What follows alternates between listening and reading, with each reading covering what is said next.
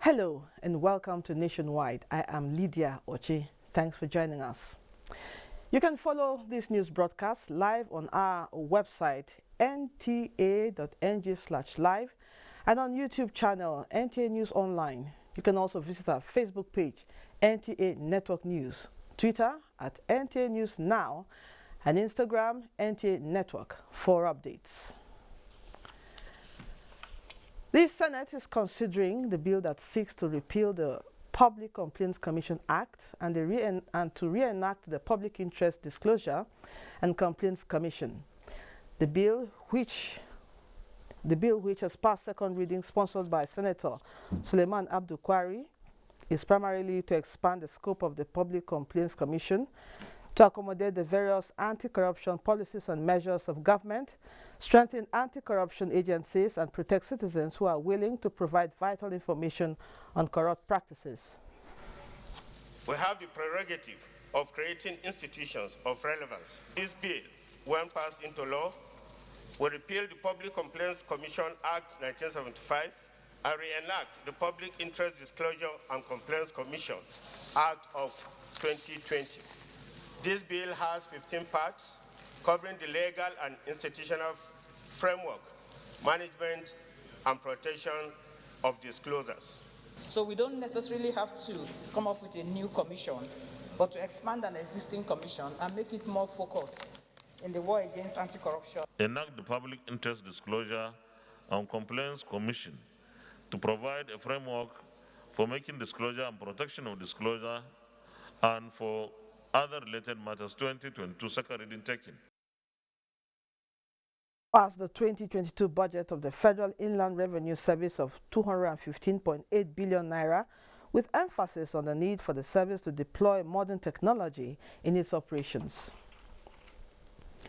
6 presidential nominees as National Electoral Commissioners and 1 resident electoral commissioner for the Independent National Electoral Commission have been screened by Senate Committee on INEC. National Assembly correspondent Dayo Ogunshola reports. Nominees for National Commissioners are Mohammed Aruna North Central, Mayor Gbamuchembo South South, Okeagu Kenneth Nnamdi South East, Major General Hebi Alkali retired North East, Professor Ruda Gumos South South, Sam Olumeko Southwest, and Olani Jalaye Southwest as Resident Electoral Commissioner. The screening of the nominees followed nominations communicated to the Senate by President Muhammadu Buhari. Each of the nominees appeared before the committee and was thoroughly scrutinized. Depending on what we face, what we have, we provide solutions to them. So we have a mixture of solutions to the issues we face with regard to difficult terrain in Nigeria. Nigeria has called me and I have obeyed. And I pray that God will help me to do the needful. Now I'm wondering how, Mr. President, fished her out from the classrooms in the Niger Delta University in Bayelsa. So these are the kinds of persons we like to see, particularly in this type of national assignment. Chairman of the committee expressed satisfaction with the quality of the nominees. That bringing back experienced people, and then they are mixing with experienced ones and those who are coming afresh. That will be a blend for people to learn, and we appreciate the nomination. So I believe President Buhari has an eagle eye to look down and find a qualified person. The report of the committee will be laid before Senate plenary for further legislative action. From the National Assembly, Dayo Ogunshola, NTA News. Meanwhile, the House of Representatives says major steps have to be taken in order to give direction on issues relating to fuel subsidy and state of refineries in Nigeria. House Speaker Femi Gbajabiamila at the commencement of plenary Wednesday set up 2 ad hoc committees to conduct investigation on the matter.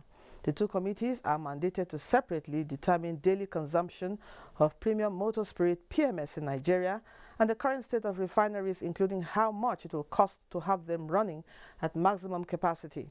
The 2 committees are to engage widely with all stakeholders such as labor unions, experts and operators in the sector. The queues at fuel stations have returned once again in Abuja. What could be the reason this time around? Our correspondent Ekene Ndulwe was in town to give us an update. Since Monday evening, queues have been building up at most fuel stations in the FCT. Usually, this is caused by scarcity of the product or anticipation of increment in price. But when we spoke with the management of some of the fuel stations around town, they assured us that products are available and still selling at the normal pump price, with no increment expected in the near future. However, motorists attribute the panic buying to expected increment in pump price of petroleum products. Despite the fact that the government said they have lifted the possibility of increase in fuel, so this removing fuel subsidy, but still people are not really confident that the government will keep their words. Honestly, it's chaotic. The queue has come back again. Black market is all over the place. I was driving down to town, see people carrying cakes selling on the road. Some fuel stations who remained closed to the public are believed to be hoarding the products, while some persons have taken advantage of the situation and are selling fuel in black markets to motorists who cannot wait in the queue. If all of them are selling, this queue will not be there. Yes. They lock their fleet. I know that they don't have the fuel. They have the fuel. I think some petrol stations are holding fuel because of the removal of subsidy. The situation is expected to return back to normal as the federal government had earlier announced the suspension of the planned removal of fuel subsidy. Ekene Ndulwe, NTA News. The Federal Ministry of Industry, Trade and Investment has engaged the services of independent service providers to assist in revenue generation through certification of equipment used for trade in the country. Minister of Industry, Trade and Investment Adeniyi Adebayo disclosed this at the inauguration of operational vehicles for weight and measures in Abuja. Benny Adams reports. Ensuring that the public gets value for money in every transaction they undertake is the duty of weight and measures. This they do through the instrument of legal metrology. This action by the minister is to ensure service delivery is efficient, as the Weight and Measures Department of the ministry is set to beam its satellites into activities in telecommunication, power, banking, water and transportation sectors of the economy, with a view to guarantee standards and raising additional revenue through fees charged for verification and certification of equipment used for trade. The government expects you to go out in full force to carry out your statutory function. We expect you to surpass the sum of 805 million naira generated in 2021 to hit the 1.5 billion naira mark in 2022. And that is why he has gone ahead to commission ISPS and IDSP to work in concert with officials of the department to ensure that application of legal methodology in all aspects of Nigeria economy is enforced. In doing that, it's going to ensure fairness, accuracy, and will not ensure that customers are not shortchanged. The 14 vehicles were dispatched for use across the country. In Abuja, Benny Adams, NTA News. The Justice Sector Summit has been described as another bold initiative by the judicial sector to ensure proper reformation of the sector. Guests on Good Morning Nigeria noted that for the justice sector to enjoy trust and confidence of citizens, proper judicial appointments by merit is essential to prevent a lawless nation. Butua Miller reports. Institutionalize a fair, humane, accessible, and accountable justice sector in Nigeria has been the concern of stakeholders in the country's justice sector in recent times. This perhaps informed the Justice Sector Summit in Abuja to fashion out ways of ensuring that true justice is served to litigants. Guest on Good Morning Nigeria explained that proper orientation in the justice system is necessary for the enforcement of effective law rather than just being delivered. The solutions to many of these problems are clear. The mindsets and the orientation of those who perhaps occupy sensitive positions is what we need to concentrate on. In other words, character. So when we say, in order for you to practice law, you have to be a fit and proper person. Those are heavy words. There is a need for a citizen-centered, citizen-oriented judicial and justice sector reform. The appointments process must be merit-based, because that is when you have the confidence to do what your oath says, which is, without fear or favor, because you're there because you deserve to be there, not because somebody, put you there. We all have sinned. We need to do self-introspection. Most of our legal practitioners apply all sorts of tricks to ensure that justice is not served when it ought to be. The guest also called for proper documentation and adoption of ICT across court jurisdictions in the country for virtual proceedings for the improvement of the nation's judicial system. In Abuja, Butu Miller, NTA News. The Northeast Development Commission is making efforts towards harmonizing strategic engagement with stakeholders in rebuilding the Northeast region. The Commission has now extended collaboration with federal ministries, departments, agencies, as well as security agencies to facilitate execution of a master plan from 2022 to 2030. Ilyasu Ali Yakubu reports.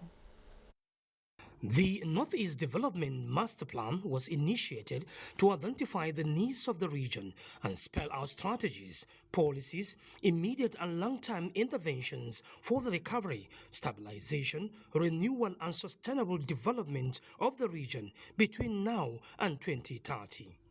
This consultative meeting is aimed at harmonizing input that will upscale the success of the implementation of the master plan in the region.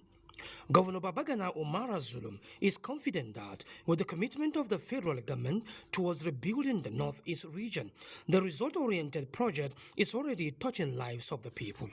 We make plans, we review plans, and in the end, we are all working towards the achievement of all plans in one seamless process, governed by good leadership, appropriate technology, and a commitment to finish whatever we start. I am pleased to state that the NEDC has not been static and continues to leave its footprints across all the Northeast states. I can see a lot of progress has been made by the implementers of this project. The forum is highly commended for taking the bull by the horn and leading from the front. The Ministry of Health had organized and participated in a health and nutrition emergency response project in the Northeast. And we do hope that before the end of 2022, there is going to be an effective broadband in the entire northeastern part of the country. We at the Ministry of Education have a surface with many of our out-of-school children in the area.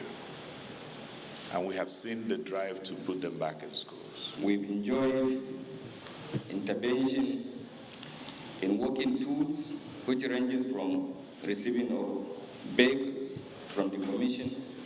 Since the inception of the Commission, we have been executing modest projects that are necessary for humanitarian assistance, recovery, stabilization, and peace building in the region. The Northeast region has suffered devastation and destruction as a result of insurgency for over a decade, and Northeast Development Commission was established to rebuild the area.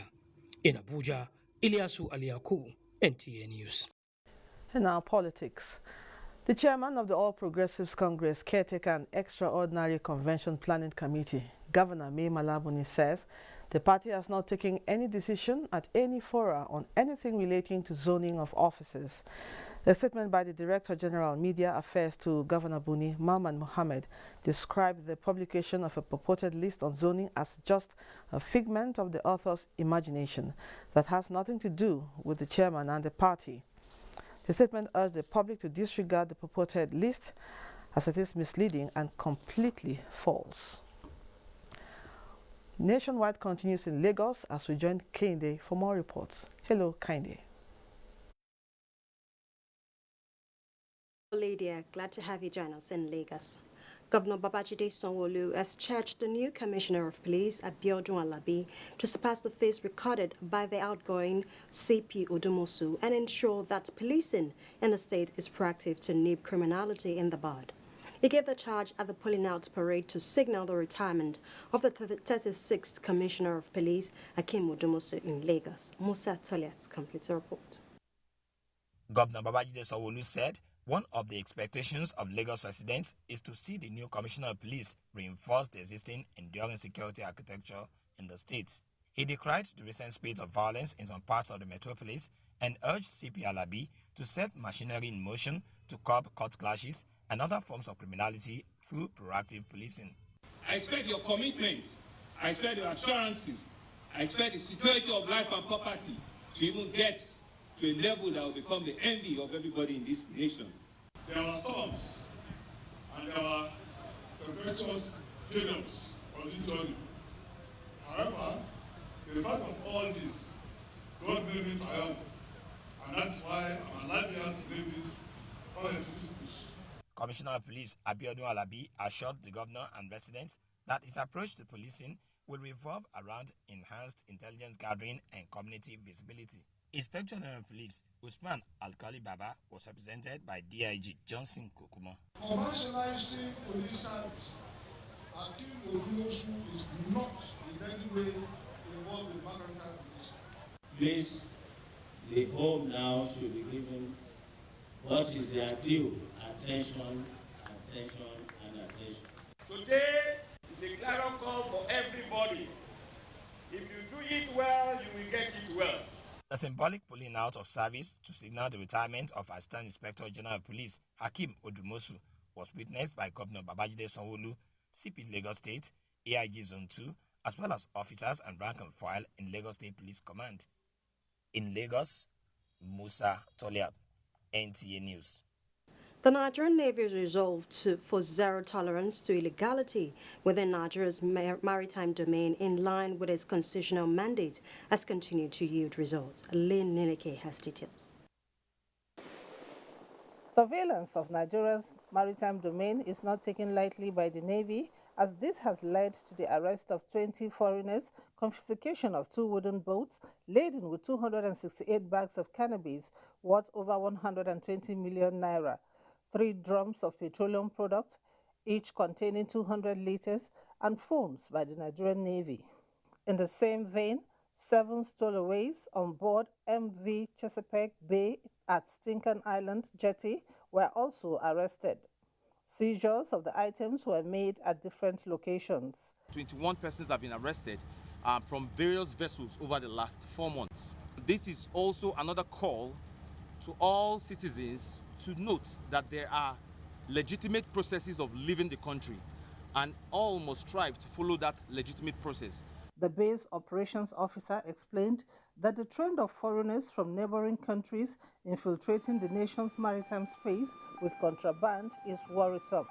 These series of arrests made by the Nigerian Navy will continuously reinforce the Nigerian Navy's resolve to clamp down on all acts of illegalities.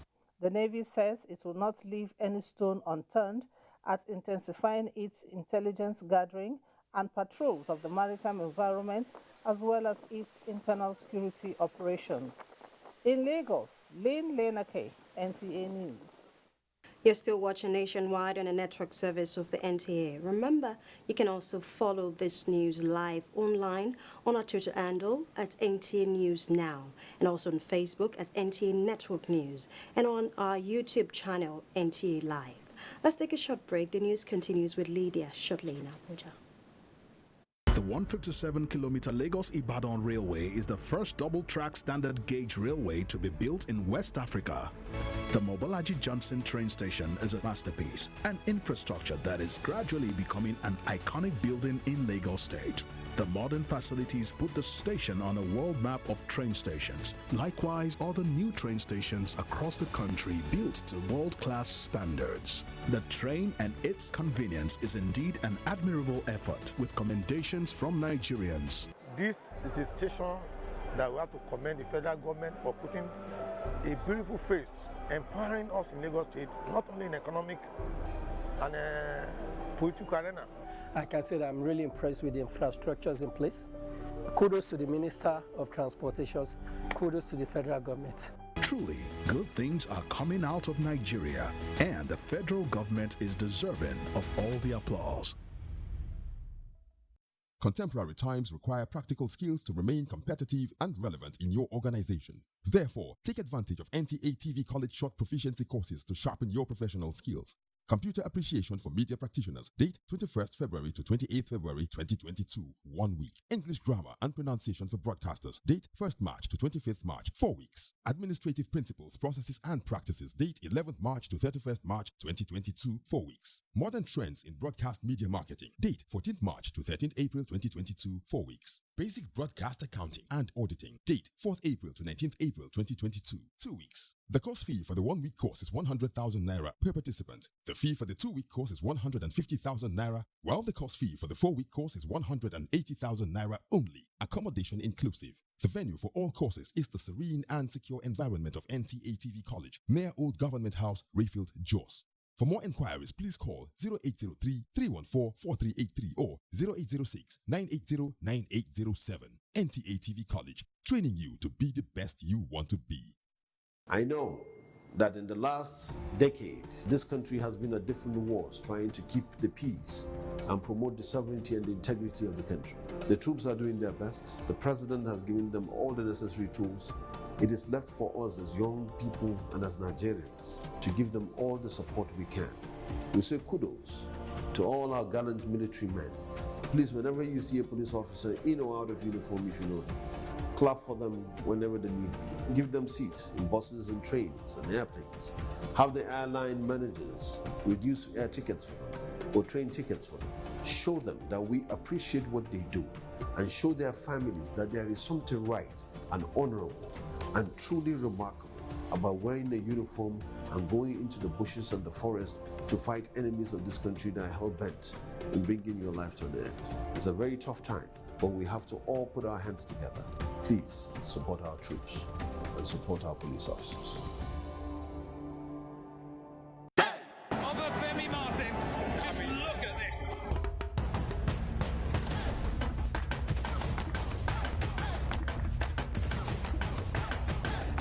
Remember the name.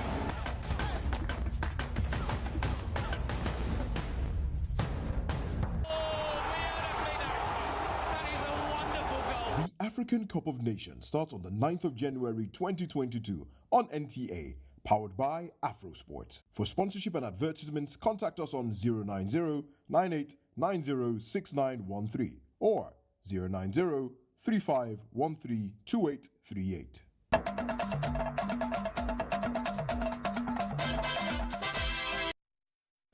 Thanks for staying. The growth and increasing utility value of Nigeria's digital space is having a corresponding impact on investment opportunity, with more groups, nations, and international bodies embracing the Ministry of Communications and Digital Economy for partnerships. ICT correspondent Joseph Johnson reports that the latest visitor to the ministry is the European Union ambassador to Nigeria, Samuela Isopi. It is their first meeting since Samuela Isopi resumed in August 2021 as the new European Union ambassador to Nigeria. The mood is friendly, and for the most part, the conversation was fluid, delving around the prospects of the 5G platform in Nigeria, cybersecurity, digital skills, and data protection regulations. Apparently, these components are embedded in the partnership she seeks with the ministry. We have this, let's say, pillar of programs that will be rolled out, implemented, but also we have this strategic level that we would like to develop with you. The minister, Professor Isa Ali Pantami, who describes Nigeria as the fastest growing digital economy in Africa, said that the recently approved Nigeria's Startup Bill, soon to be submitted to the National Assembly, will completely change the country's entire digital ecosystem. Today in Africa, Nigeria is number one when it comes to attracting investors, seed funding, and many more. All the issues you have presented, I believe we are interested, and we will work together with EU to ensure that we have a win-win situation. The exchange of documents and both hands on the national policy on 5G networks, which has just been launched by President Muhammadu Buhari, gives credence to a possible mutually beneficial future between the EU and Nigeria. Joseph Johnson, NTA News. Our next stop is Sokoto, and Sadia Umar Digi is standing by with more reports. Hello, Sadia. Zamfara State Police Command has arrested 9 suspected criminals who allegedly specialize in perpetrating various forms of crimes. A 46-year-old fake lawyer was among the suspects paraded at the State Police Command headquarters. Gusau, Jamil Ibrahim has more. 6 of the paraded persons are suspected members of a notorious syndicate that allegedly specializes in criminal conspiracy, theft of cars, and receiving stolen property within Zamfara, Sokoto, and Kebbi states' axis. 2 Toyota cars, among some other exhibits, were recovered from them. Also paraded is a 30-year-old man arrested in connection with criminal conspiracy and kidnapping of one Alhaji Yusuf Lawaldari of Gadabu area, Gusau, who regained freedom after a payment of 7 million naira as ransom. He further confessed that out of this ransom paid, he was given the sum of 530,000 naira as his own share. The cash sum of 479,400 naira was recovered from him. Other paraded suspect is a 46-year-old fake lawyer, Chukuka Jude. Preliminary investigation revealed that the suspect has been putting appearances in different courts, especially at Kauran Namoda, Bremen Magaji, Shenkapi, and Gusau local government, where he was finally arrested for standing as a counsel to all suspected litigants for fees. To further support the allegation, the suspect, in a bid to escape arrest and prosecution, offered the sum of 300,000 naira as bribe to our court duty police officer, who instantly rejected the offer. Actually, I'm not a lawyer. The first one, I'm a proprietor of a school. After COVID-19, I fallen into this situation I am today. Exhibits recovered from the suspect include a fake ID card, stamp, and some prepared legal documents. In Gusau, Jamilu Ibrahim, NTA News. The need for leaders to emulate leadership style of the Sokoto Caliphate founding fathers as panacea to security challenges facing the country has been stressed. This came to the limelight during an enlightenment campaign on security and peaceful coexistence during the leadership of the founding fathers of the Caliphate, organized by Center for Intellectual Services in Sokoto, held at the Sultan Wachidu Institute for Quran and General Studies. Sheikh Muhammad Detti completes the report.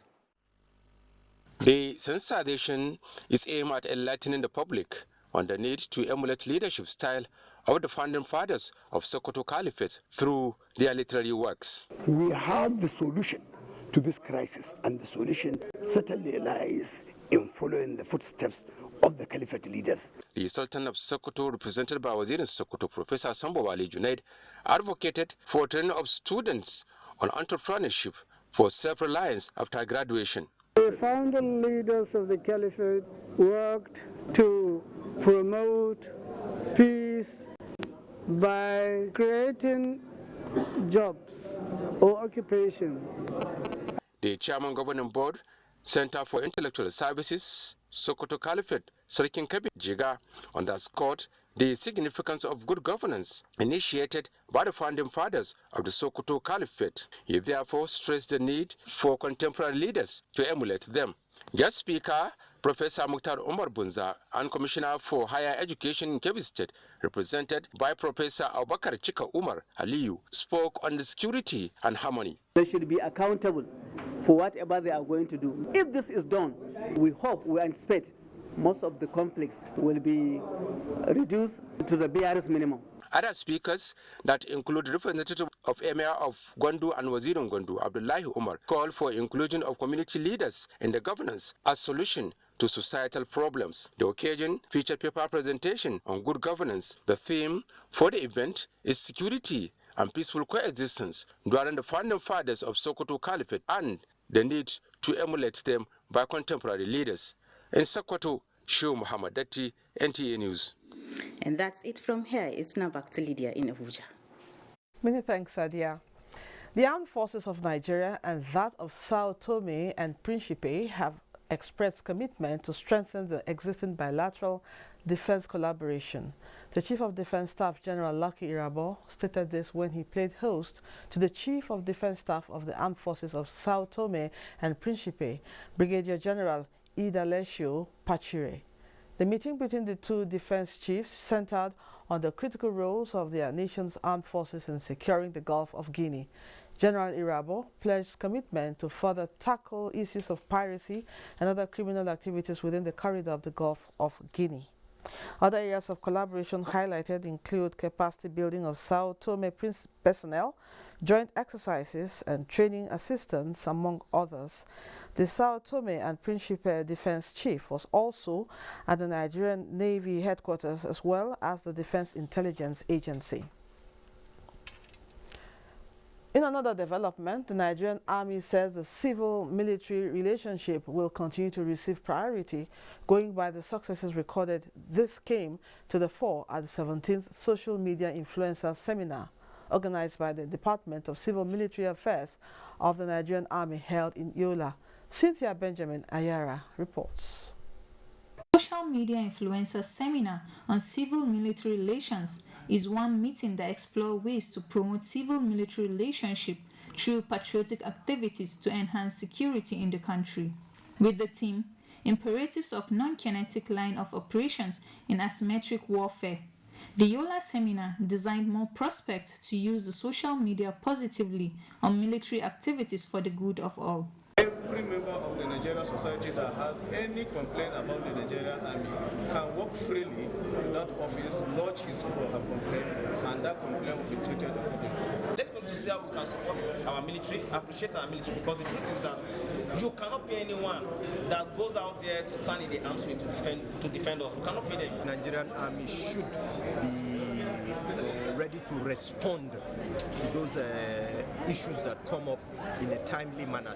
There is need for us to come together so that to help the military, even through the way we write and things that we report and things that we present in our various mediums. At the end, it was agreed that the Nigerian Army is our army. Let's continue to support, appreciate and pray for our troops to enable them protect our lives and property. In Yola, Cynthia Benjamin Ayara, NTA News. Nationwide continues in Enugu with Mina Ukwabasi. Hello, Mina. What do you have for us? Hello, Lydia. Good evening and welcome to Enugu. Justice Afojulu Raymond Ozemena has been sworn in as a substantive Chief Judge of Enugu State. The swearing of the new Chief Judge is sequel to the recommendation by the National Judicial Council, NJC, and subsequent confirmation of his appointment by the State Assembly in fulfillment of the provisions of the Constitution of the Federal Republic of Nigeria as amended. Susan Eze has details. As Chief Judge of Enugu State of Nigeria, I will discharge my duties and perform my functions. With all the conditions precedent for the appointment of a State Chief Judge having been fulfilled, Justice Raymond Ozemena is sworn in as the substantive Chief Judge of Enugu State, having explained that the appointment of Justice Ozemena as the Chief Judge of the state was based on the order of seniority of judges of the Enugu High Court, as confirmed by the NJC. I congratulate you on this appointment, for which you are eminently qualified. Although that you bring your juristic erudition, their vast experience and integrity to bear on the administration of the Enugu State Judiciary. I wish you well. The new Chief Judge assured the governor of a committed state judiciary under his watch. My regime is going to be a successful regime. All the things that my previous Chief Judge has done, I'm going to improve on them. So everybody was satisfied with my performance. Justice Afojulu Raymond Ozemena was appointed acting Chief Judge on the 7th of September 2021, following the retirement of his predecessor, Justice Priscilla Ngozi Emehelo, who attained the constitutionally prescribed retirement age of 65 years for judges. In Enugu, Susan Eze, NTA News. While many Nigerians are still grappling with the recent economic situation in the country, many in the Southeast say the sit-at-home order has further compounded the hardship. Correspondent takes a look at the situation. This is a situation every Monday in the southeastern part of the country. Streets and roads are deserted, void of human and vehicular movement. Shops, markets, offices, and banks are all closed on a day expected to be the beginning of the working week and the peak for most businesses. Look at a system where you have traders. We are mainly traders in the southeast. Now, when you come to that trading section, you have majority of these women and other people who are dealing with perishable products. Now, if you take perishable product to the market on Saturday and you couldn't finish it, and because of our religion inclination, you may not come to sell on Sunday, the next day left for you is to come and sell your product is on Monday morning.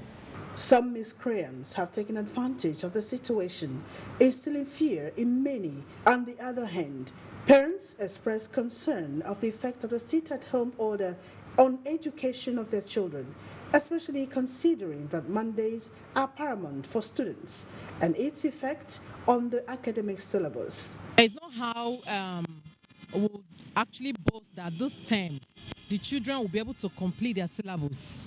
I don't know. Consequently, most schools have adopted Saturdays as school days, a development parents and guardians do not take too kindly to. Many have called on various state governments affected to move beyond mere rhetorics of urging people to go about their normal activities every Monday and merge words with actions by providing adequate security for the masses. And that's a bit from here. Nationwide continues with Lydia in Abuja after this break.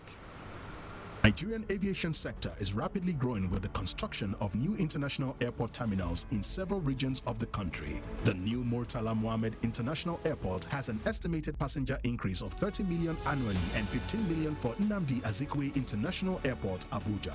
Malam Aminu Kano International Airport is also expected to open new frontiers for the region with more travel capacity for the annual Hajj, while the new Akanu Ibiam International Airport, Enugu, avails more business opportunities connecting the industrial cities in the region to the world. These new terminals beat world-class standards with enabling infrastructure that aid air travel, tourism, and the eventual growth of the country's GDP. Open up commerce and, of course, link us to international societies. People from international community will come here to do business, and then that will bring in more revenue to the state. Now, distances can be seamlessly covered as Nigeria keeps raising its bar to suit global infrastructure standards. Nigerian youths are about the greatest assets the country has at the moment. It is therefore not surprising that the administration of President Muhammadu Buhari is strategically responding to the yearnings of the youth through multiple projects and programs. Youth entrepreneurship support years by Bank of Industry, the Youth Investment Fund by the CBN, and several other conditional cash transfer programs. Recruitment of 774,000 social workers, majority of whom are youths, and so many other projects that are beneficial to youths directly or indirectly.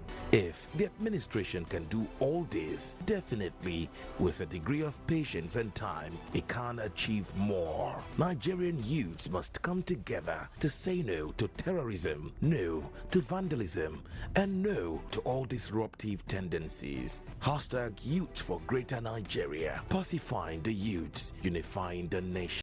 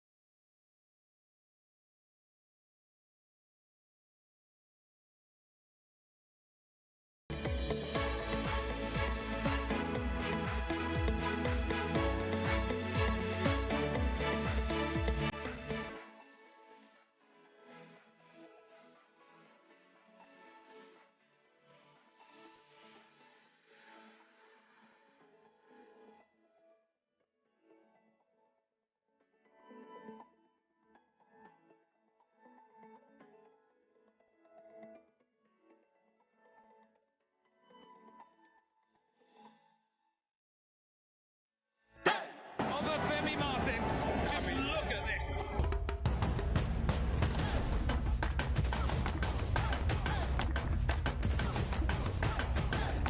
Remember the name.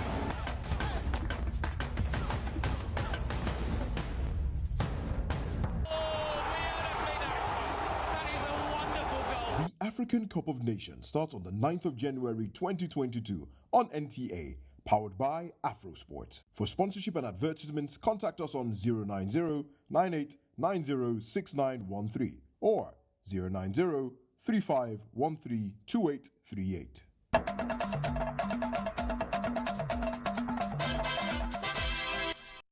Welcome back. You can follow this news broadcast live on our website, nta.ng/live, and on YouTube channel, NTA News Online. You can also visit our Facebook page, NTA Network News, Twitter at NTA News Now. Nigeria is at the forefront of rewriting history of massive agricultural revolution, with rice production and marketing as attraction for local consumption and foreign patronage. Abubakar Akwanga reports that key players in the production of the stable commodity on NTA Tuesday Live say efforts to encourage participation are yielding desired results. Nigeria's agricultural revolution is a journey of steady progress, and industry players in the rice value chain are taking optimal advantage of it to put the country's signature on the global map. Growing pyramids of the commodity across the country are testimony of a nation's determination to close the gap of importation and produce what the citizens consume.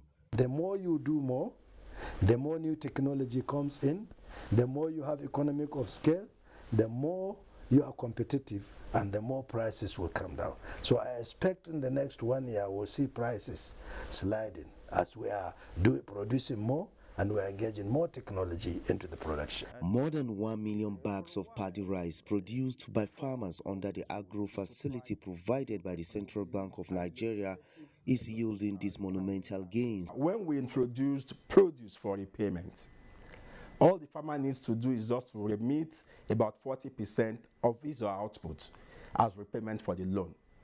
And that was why we started the pyramid, so that farmers can actually come out with their produce, put it as central aggregation points, and once a farmer brings it, another farmer gets encouraged to bring the output.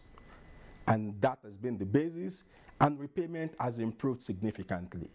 The pyramid is telling us that we have successfully overcome our rice deficiency, that we no longer depend on the Far East and other economies to feed ourselves with rice, and other crops are coming up, and we are just showing that this yes, we can.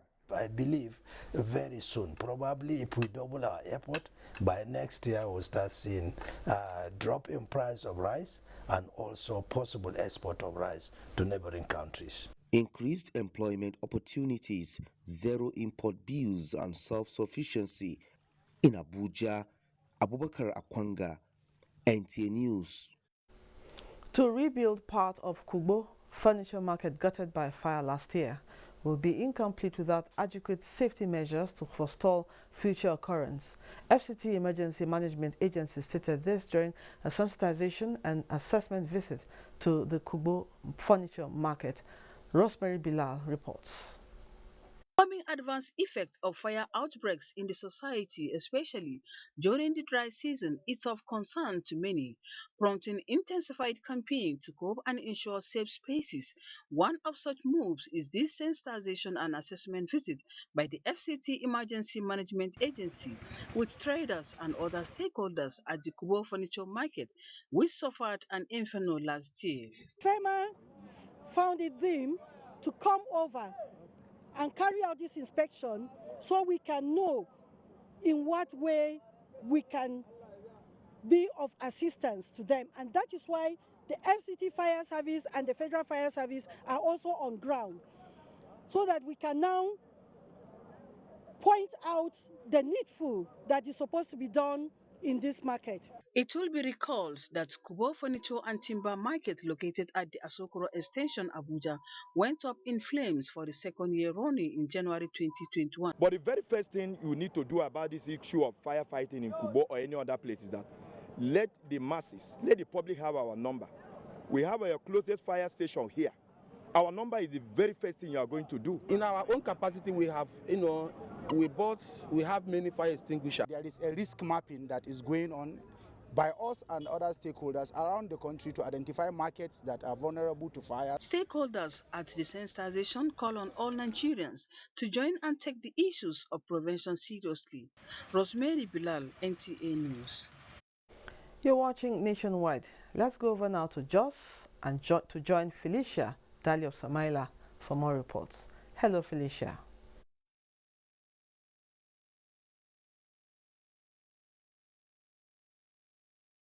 Thank you and welcome to Jos. Governor Simon Lalong has promised to give necessary support for early completion of federal government's erosion control projects in the state. This was when he received a team from the Nigeria Erosion and Watershed Management Projects in Jos. Priscilla Grumnan reports. While receiving the team, Governor Simon Lalong describes the visit as timely owing to the importance of the project to the citizenry. He assures of his readiness to provide the necessary logistics that will facilitate early completion of the project. This is very, very important to our people. That's why we kept on tracking it and ensuring that everything we should do to make sure that we realize the objective and also the benefit for this projects. I assure you that when we get the briefing properly too, after your interaction with our ministries, we'll do the needful. The team leader, Ayuba Anda, expresses satisfaction with the quality of work in Jos South, advising contracting firm handling the project to carry it out in line with contractual agreement. Areas that we have seen that are lagging behind, we have pointed it out and advise them on the solution, on the way forward, in order to fast track. He has shown us commitment, he has shown us the zeal that he is willing and ready to do that. The team has since left after its working visit to Plateau State. In Jos, Priscilla Grumnan, NTA News.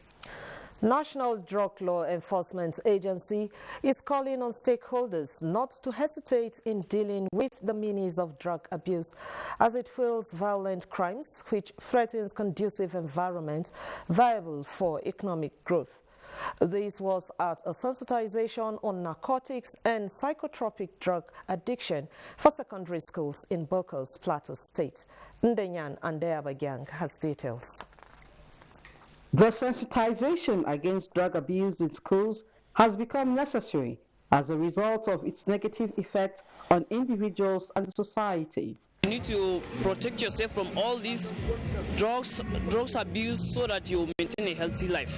I learned a lot from him and how not to misuse drugs. And I'm encouraging our youth out there, and they should not be drug addicts. Factors leading to drug abuse by youth include peer group pressure, easy availability of the substance, environmental influence from family, school, workplace, and community, as well as enhancement of performance and psychological stress characterized by anxiety, depression, and low self-esteem. The drug demand reduction is also some measures that are put in place in order to educate the members of the public, students,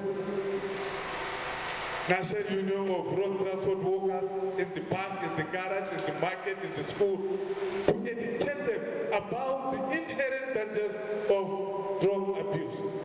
As a result of the physical, psychological, and social consequences of drug abuse, the agency is calling on the youth not to expose themselves to drugs as it affects vital organs and functions of the body. In Jos, Indenian and the Abuja, NTA News. That report wraps it from Jos. Lydia is back to you in Abuja for what's left of the news. Thank you, Felicia. The Nigerian Television Authority, NTA, says it will continue to promote key programs aimed at saving lives of the citizenry. The promise was made when the OCI Foundation visited the NTA headquarters, Abuja, on how to sensitize Nigerians on public health issues. Abdulmalik Hassan was there. This exchange of gifts signaled a sustained partnership between the OCI Foundation and the NTA. Purpose not far-fetched, OCI Foundation to leverage on NTA's wide reach in disseminating information on issues relating to public health. Our major program that we've asked to see you today is one of our health initiatives called the Our Youth Health Campaign. The primary thing we are trying to do is to include anti-breast and anti-cervical cancer programs into key institutions in Nigeria, with particular beneficiaries being the youths. So first, we're in partnership with the NYSC, and that program is going to be flagged off on February 3, which is the main reason why we are here today, because partly we want the NTA to be part of this program. Yes, there is need to really push out the message of importance of public health. And we are going to collaborate with you, we are going to support you, and we are going to advertise these things that you have lined up to do. Some will be done at the headquarters level, and some will be at the state level. The foundation is also set to launch an app, the CerviCrest, to help individuals monitor public health issues such as cervical and breast cancer, as well the nearest location to receive treatment. While hopes remain high, NTA is poised to feature the team on one of its health programs to keep Nigerians abreast on how to find quick solutions to public health issues. Abdulmalik Hassan, NTA News. The Tertiary Education Fund, TET Fund, is engaging Nigerian polytechnics to rise up to the challenges of a 21st century knowledge economy by reinventing themselves to providing the needed skills gaps for sustainable technological growth. This was at a capacity building workshop organized by the fund for benefiting polytechnics in Nigeria on improving skills development in Nigerian polytechnics for economic growth, entrepreneurship, and social inclusion. The program is to further strengthen beneficiary polytechnics to fulfill their mandates of providing the needed manpower that will put the nation on the path to economic growth and development to deepen responsibility in nation building. Lecturers in polytechnic must acquire the relevant teaching skills to impart the required industry-tailored knowledge to students. Our polytechnics appear to be missing this very important requirement. Without these relevant teaching skills, our polytechnics can only turn out graduates with certificates, but regrettably without technical knowledge or skills. The ongoing AKK gas pipeline requires 5,000 skilled welders, integrity testers, and scaffolders. Very few have been trained at the moment, close to 1,000. The remaining 4,000 will end up coming from China. This is a great failure of our polytechnic system. Generally believe that it is only through the acquisition of relevant knowledge and skills education that progress in the technology-driven world can be achieved. Let's join Clement Oloruntoba for Sports Update. The Africa Cup of Nations quarter-final, due to be held at the Olembe Stadium on Sunday, will be moved after a fatal crash outside the ground on Monday. At least 8 people were killed and 38 injured as fans struggle to get access to a match between host Cameroon and Comoros in Yaoundé. The match will now be played at the Amadou Ahidjo Stadium in Yaoundé instead. The last matches in the round of 16 will be between Cote d'Ivoire and Egypt, while Mali will also face Equatorial Guinea on Wednesday. Meanwhile, Rwanda Taekwondo Federation has won the bid to stage the 2022 African Taekwondo Championship, which is expected to take place between July and September. The Federation of Rwanda has never hosted the event before, and they are said to be the first in sub-Saharan African country to host the continental competition. Kigali Arena, located in the capital city, is the facility that will host the whole competition, as the tournament is expected to attract 40 countries. And finally, Ashley Barty and Madison Keys will clash against each other in one of the semi-finals of the Australia Open for the fourth time in their career on Thursday. In the other semi-final, 7C Iga Swiatek will aim to reach the second Grand Slam final when she squares off against 27C Daniel Collins, who has been on a superb form since the second half of last year. With sport updates, Clement Oloruntoba, NTA News. And that concludes Nationwide. Before we go, a reminder that you can always join NTA in the fight against rape and rapists. I am Lydia Ochi. Have a wonderful evening. Goodbye.